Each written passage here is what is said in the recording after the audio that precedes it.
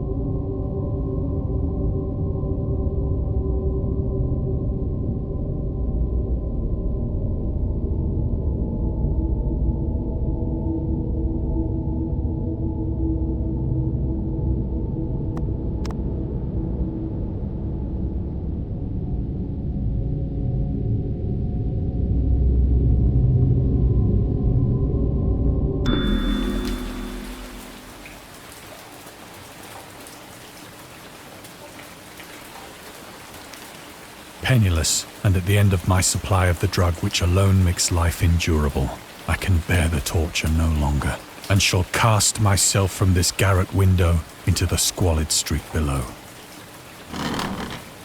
Do not think from my slavery to morphine that I am a weakling or a degenerate. When you have read these hastily scrawled pages, you may guess, though never fully realize, why it is that I must have forgetfulness or death.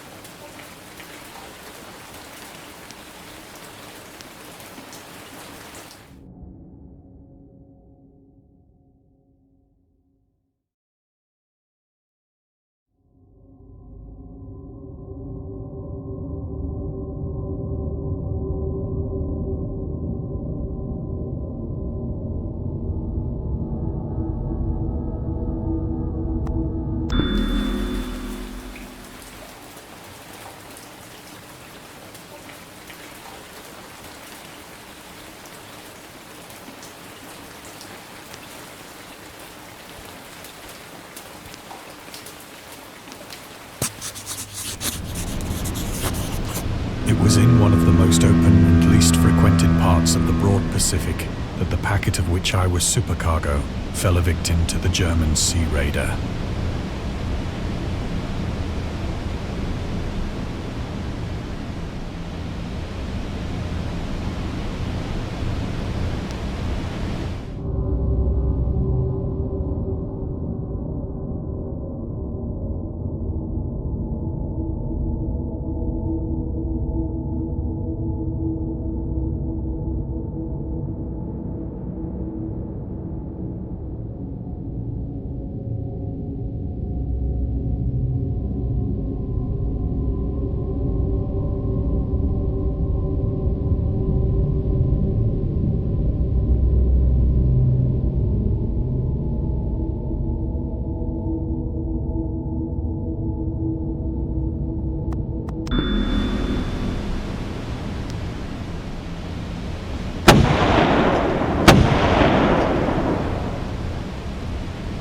The Great War was then at its very beginning, and the ocean forces of the Hun had not completely sunk to their later degradation.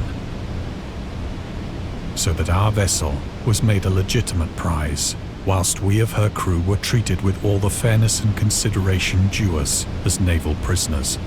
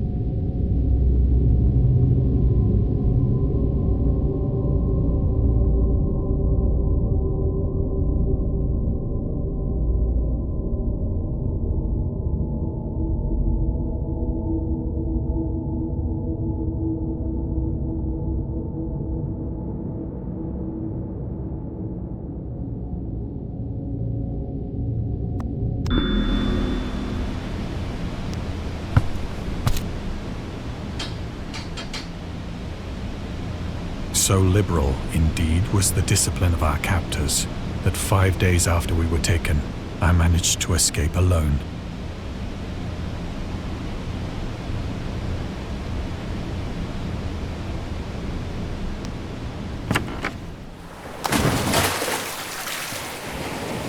When I finally found myself adrift and free, I had but little idea of my surroundings. Never a competent navigator, I could only guess vaguely by the sun and stars that I was somewhat south of the equator. Of the longitude, I knew nothing, and no island or coastline was in sight.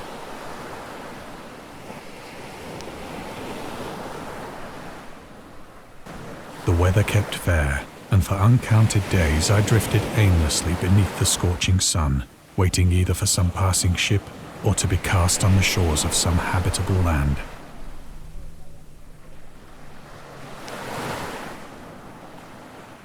But neither ship nor land appeared, and I began to despair in my solitude upon the heaving vastness of unbroken blue.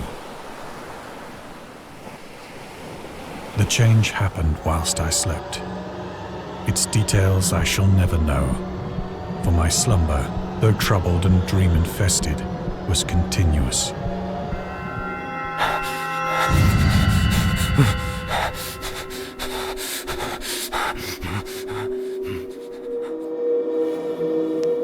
When at last I awoke, it was to discover myself half sucked into a slimy expanse of hellish black mire, which extended about me in monotonous undulations as far as I could see, and in which my boat lay grounded some distance away. Though one might well imagine that my first sensation would be of wonder at so prodigious and unexpected a transformation of scenery, I was in reality more horrified than astonished. For there was in the air, and in the rotting soil, a sinister quality which chilled me to the very core. The region was putrid with the carcasses of decaying fish, and of other, less describable things which I saw protruding from the nasty mud of the unending plain. Perhaps I should not hope to convey in mere words the unutterable hideousness that can dwell in absolute silence and barren immensity. There was nothing within hearing, and nothing in sight, save a vast reach of black slime. Yet the very completeness of the stillness and the homogeneity of the landscape oppressed me with a nauseating fear. The sun was blazing down from a sky which seemed to me almost black in its cloudless cruelty, as though reflecting the inky marsh beneath my feet.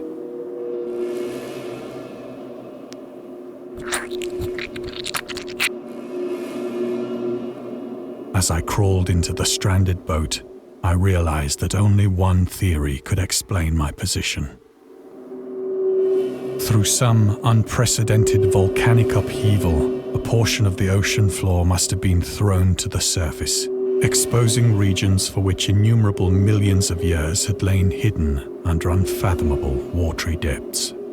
So great was the extent of the new land which had risen beneath me that I could not detect the faintest noise of the surging ocean, straining my ears as I might. Nor were there any seafowl to prey upon the dead things.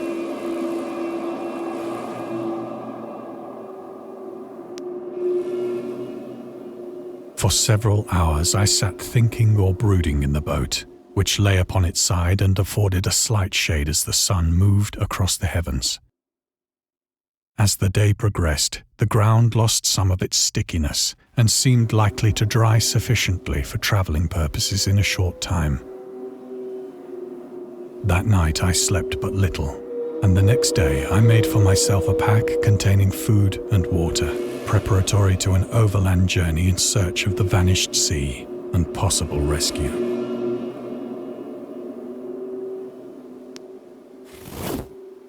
On the third morning, I found the soil dry enough to walk upon with ease. The odor of the fish was maddening, but I was too much concerned with graver things to mind so slight an evil, and set out boldly for an unknown goal.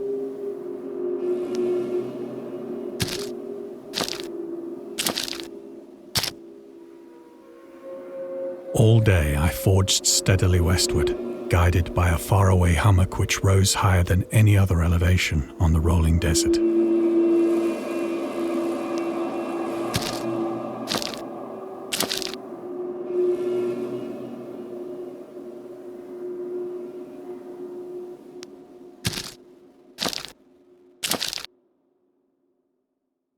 That night, I encamped, and on the following day still travelled toward the hummock, though that object seemed scarcely nearer than when I had first espied it.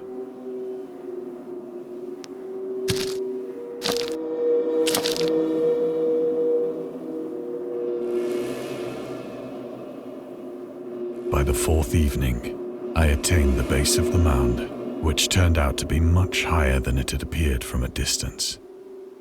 An intervening valley setting it out in sharper relief from the general surface. Too weary to ascend, I slept in the shadow of the hill. I know not why my dreams were so wild that night, but ere the waning and fantastically gibbous moon had risen far above the eastern plain, I was awake in a cold perspiration, determined to sleep no more. Such visions as I had experienced were too much for me to endure again. And in the glow of the moon I saw how unwise I had been to travel by day.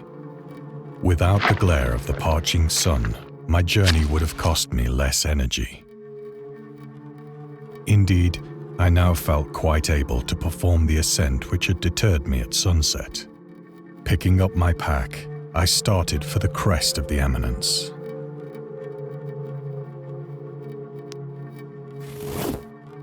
I have said that the unbroken monotony of the rolling plain was a source of vague horror to me. But I think my horror was greater when I gained the summit of the mound and looked down the other side into an immeasurable pit or canyon, whose black recesses the moon had not yet soared high enough to illumine. I felt myself on the edge of the world, peering over the rim into a fathomless chaos of eternal night. Through my terror ran curious reminiscences of Paradise Lost and of Satan's hideous climb through the unfashioned realms of darkness. As the moon climbed higher in the sky, I began to see that the slopes of the valley were not quite so perpendicular as I had imagined. Ledges and outcroppings of rock afforded fairly easy footholds for a descent, whilst after a drop of only a few hundred feet, the declivity became very gradual.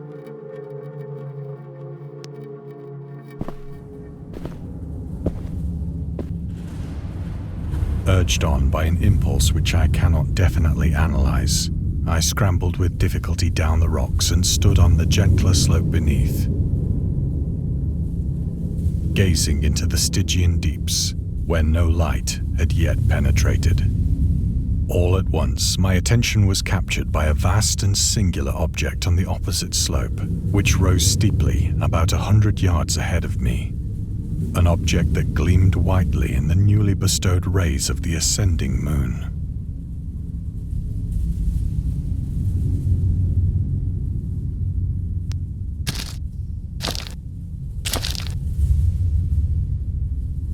That it was merely a gigantic piece of stone, I soon assured myself. But I was conscious of a distinct impression that its contour and position were not altogether the work of nature. A closer scrutiny filled me with sensations I cannot express. For despite its enormous magnitude and its position in an abyss which had yawned at the bottom of the sea since the world was young, I perceived beyond a doubt that the strange object was a well-shaped monolith, whose massive bulk had known the workmanship and perhaps the worship of living and thinking creatures. Dazed and frightened, yet not without a certain thrill of the scientist's or archaeologist's delight, I examined my surroundings more closely.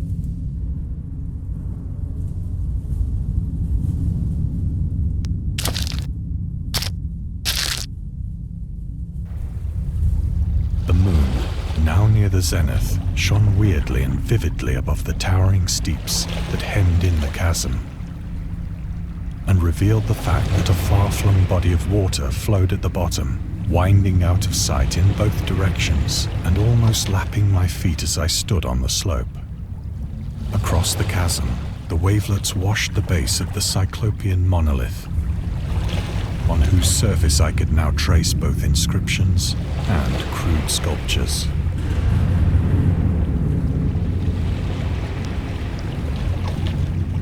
The writing was in a system of hieroglyphics unknown to me and unlike anything I'd ever seen in books, consisting for the most part of conventionalized aquatic symbols such as fishes, eels, octopi, crustaceans, mollusks, whales, and the like. Several characters obviously represented marine things which are unknown to the modern world, but whose decomposing forms I had observed on the ocean-risen plain. It was the pictorial carving, however, that did most to hold me spellbound.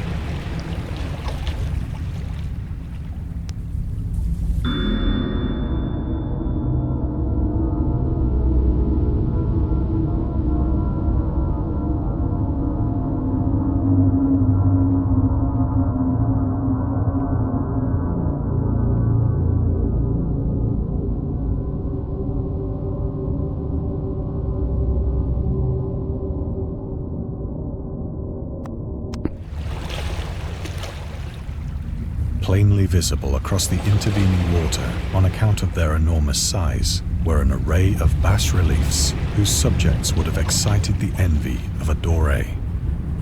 I think that these things were supposed to depict men, at least a certain sort of men, though the creatures were shown disporting like fishes in the waters of some marine grotto, or paying homage at some monolithic shrine which appeared to be under the waves as well.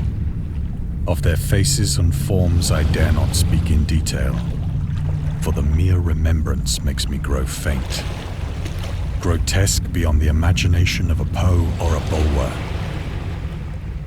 They were damnably human in general outline, despite webbed hands and feet, shockingly wide and flabby lips, glassy, bulging eyes, and other features less pleasant to recall. Curiously enough, they seem to have been chiseled badly out of proportion with their scenic background, for one of the creatures was shown in the act of killing a whale, represented as but little larger than himself. I remarked, as I say, their grotesqueness and strange size, but in a moment decided that they were merely the imaginary gods of some primitive fishing or seafaring tribe. Some tribe whose last descendant had perished eras before the first ancestor of the Piltdown or Neanderthal man was born.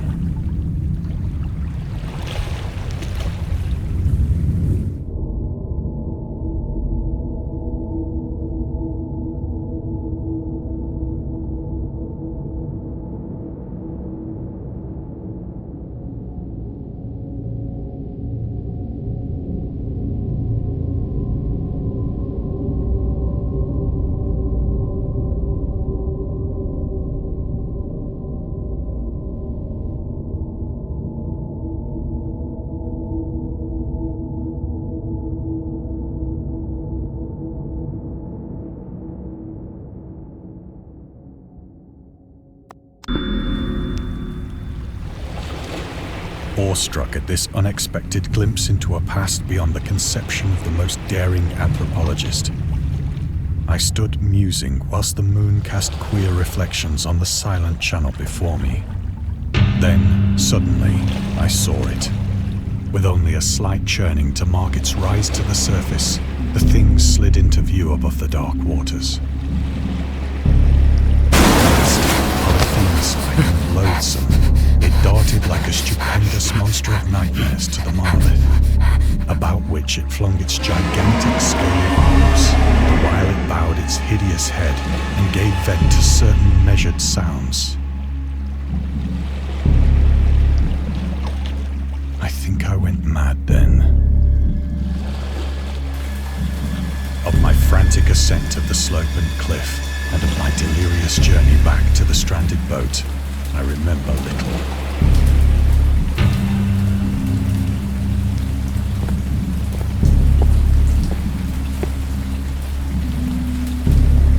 I believe I sang a great deal and laughed oddly when I was unable to sing.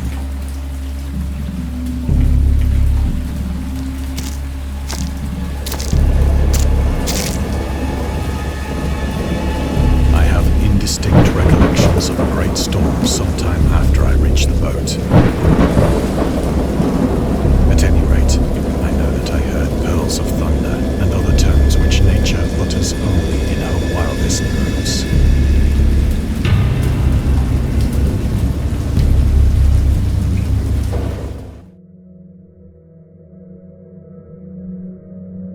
When I came out of the shadows, I was in a San Francisco hospital, brought thither by the captain of the American ship which had picked up my boat in mid-ocean.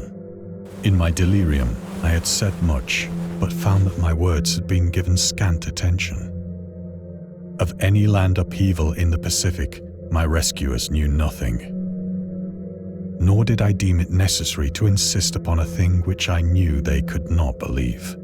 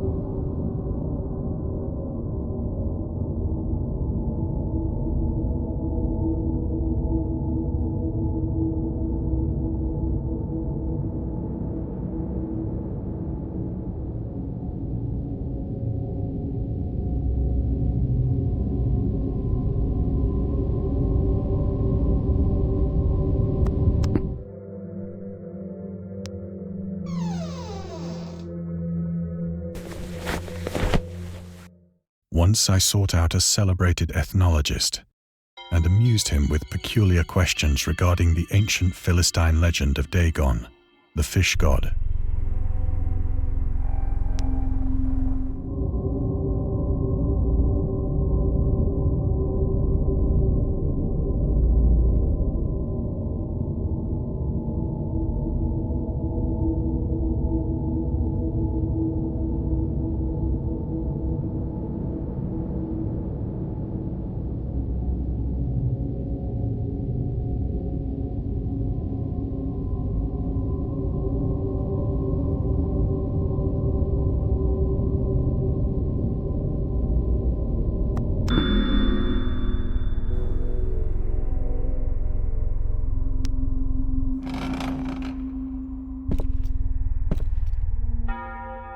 But soon perceiving that he was hopelessly conventional, I did not press my inquiries.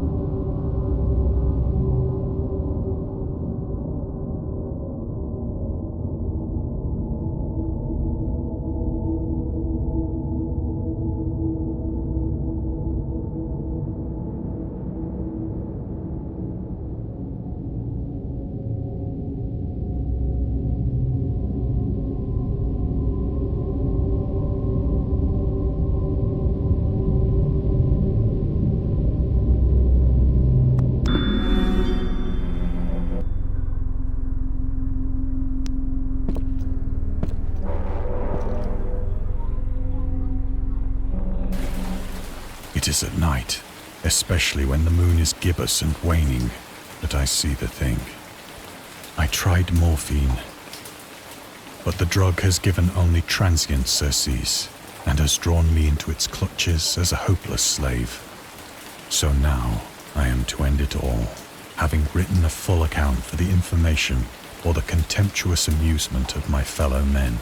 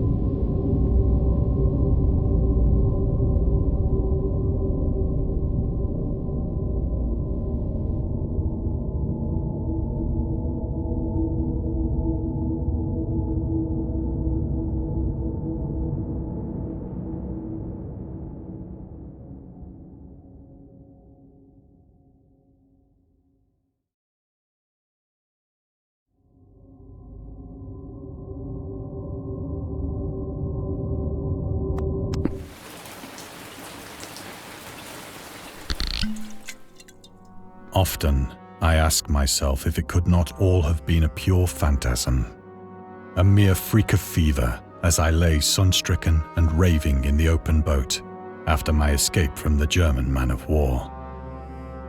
This I ask myself, but ever does there come before me a hideously vivid vision in reply. I cannot think of the deep sea without shuddering at the nameless things that may at this very moment be crawling and floundering on its slimy bed, worshipping their ancient stone idols and carving their own detestable likenesses on submarine obelisks of water-soaked granite. I dream of a day when they may rise above the billows to drag down into their reeking talons the remnants of puny, war-exhausted mankind. Of a day when the land shall sink and the dark ocean shall ascend amidst universal pandemonium.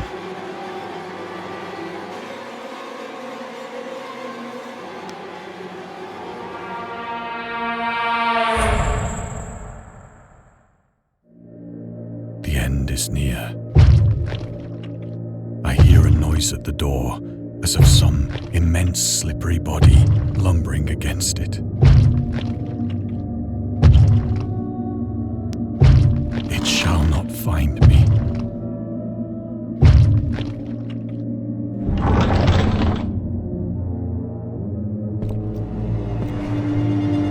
God, that hand!